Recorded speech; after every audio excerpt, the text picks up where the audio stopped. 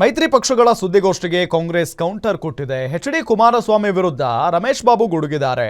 ನಿಮ್ಮ ಮಗ ಎಂಜೆ ರೋಡ್ನಲ್ಲಿ ಮಾಡಿದ ಗಲಾಟೆ ಮರೆತಿಲ್ಲ.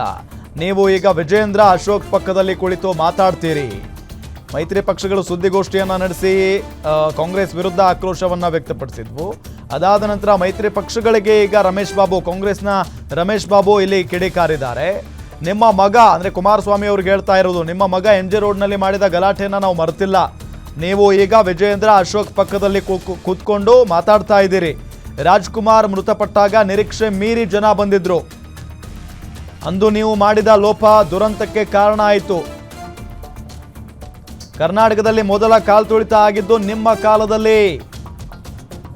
ಸಾತನೂರಿನಲ್ಲಿ ಡಿಕೆ ಕುಟುಂಬದ ವಿರುದ್ಧ ನಿಮ್ಮ ಸೋಲಾಯಿತು. ಸತತ ಸೋಲಿನಿಂದ ನೀವು ನಿಮ್ಮ ಕುಟುಂಬ ಕಂಗೆಟ್ಟು ಹೋಗಿದೆ. ಬೆಂಗಳೂರಿನಲ್ಲಿ ಎಚ್.ಡಿ.ಕೆ ವಿರುದ್ಧ ರಮೇಶ್ ಬಾಬು ವಾಗ್ದಾಳಿಯನ್ನು ನಡೆಸಿದ್ದಾರೆ. ನರೇಂದ್ರ ಮೋದಿ ಪ್ರಧಾನಿಯಾದ ಮೇಲೆ 2,000 ಜನರ ಸಾವಾಗಿದೆ. ಕಾಲ್ತುಳಿತದಲ್ಲಿಯೇ ಸುಮಾರು 2,000 ಜನ ಸತ್ತಿದ್ದಾರೆ, ಸಾವನ್ನಪ್ಪಿದ್ದಾರೆ. ಮೊದಲು ಮೋದಿ, ಅಮಿತ್ ಶಾ ಮತ್ತು ಯೋಗಿ ರಾಜೀನಾಮೆಯನ್ನ ಕೇಳಬೇಕು ನೀವು.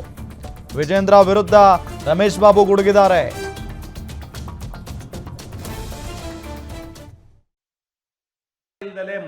ಮತ್ತೆ ಡಿ.ಕೆ. ಶಿವಕುಮಾರ್ ಅವರ ಹೆಸರನ್ನು ಎಳ್ಕೊಂಬರುವಂಥ ಪ್ರಯತ್ನವನ್ನು ಮಾಡ್ತಾ ಇದ್ದಾರೆ.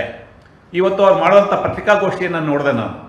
ಅಲ್ಲಿ ಸಿದ್ದರಾಮಯ್ಯನವರ ಮಗನ ಹೆಸರನ್ನು ತೊಗೊಂಬರ್ತಾರೆ. ಮಾಧ್ಯಮದವ್ರು ಕೇಳಿದ್ರೆ ನೀವೇ ಊಹೆ ಮಾಡಿ ಅಂತ ಹೇಳ್ತಾರೆ. ಪಾಪ ಇಬ್ಬರ ಮಗ ಎಮ್.ಜಿ. ರೋಡಲ್ಲಿ ಹೋಟ್ಲಲ್ಲಿ ಗಲಾಟೆ ಮಾಡ್ಕೊಂಡಿದ್ದು ಮಧ್ಯರಾತ್ರಿನಲ್ಲಿ ಜನ ಮರ್ತಿದ್ದಾರೆ ಅಂತೇಳಿ ಅವ್ರಿಗೆ ಭಾವನೆ ಇರ್ಬೋದು. ಅದೇ ರೀತಿ ಡಿ.ಕೆ. ಶಿವಕುಮಾರ್ ಅವರ ಮಾಧ್ಯಮ ಕಾರ್ಯದರ್ಶಿ ಹೆಸರನ್ನು ಬಳಸ್ಕೋತಾರೆ. ಅರೆ ನೀವು